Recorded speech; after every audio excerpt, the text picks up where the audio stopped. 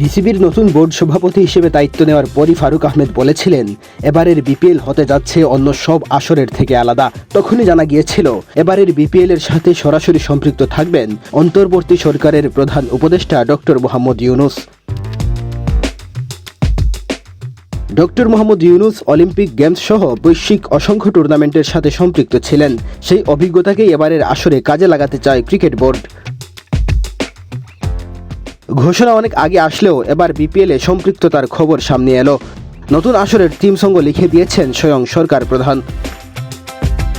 BPL এর নতুন team সঙ্গের দুটি লাইন, এসো দেশ বদলাই পৃথিবী বদলাই, এই দুটি লাইন লিখে দিয়েছেন ডক্টর মোহাম্মদ ইউনূস।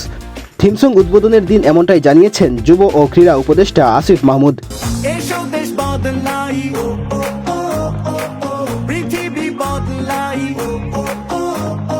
আগামী 30 ডিসেম্বর থেকে শুরু হওয়া বিপিএল এর নতুন আসরকে কেন্দ্র করে বানানো গানটি গেয়েছেন যুক্তরাষ্ট্র প্রবাসী শিল্পী মোজা। তার সঙ্গে কণ্ঠ মিলিয়েছেন রায়েফ আল হাসান রাফা ও জুলাই বিপ্লবের আলোচিত শিল্পী রেপার হান্নান। মিরপুর শেরেবাংলা স্টেডিয়ামের মিডিয়া প্লাজায় অনুষ্ঠিত বিপিএল 2025-এর থিম গ্রাফিতি ও থিম সং প্রকাশের অনুষ্ঠানে আসিফ মাহমুদ জানান, তারা যখন প্রধান উপদেষ্টাকে বলেন তাদের একটু সহায়তা করতে, তখন তারা আশা করেননি যে ডক্টর মোহাম্মদ ইউনূস ব্যক্তিগতভাবে এতটা সম্পৃক্ত হয়ে যাবেন। প্রধান উপদেষ্টা তার টিমকে নিয়ে সবচেয়ে বেশি সম্পৃক্ত ছিলেন। বিপিএলকে কেন্দ্র করে জুলাই বিপ্লবের গ্রাফিতি প্রদর্শনের সিদ্ধান্ত নিয়েছে ক্রিকেট বোর্ড।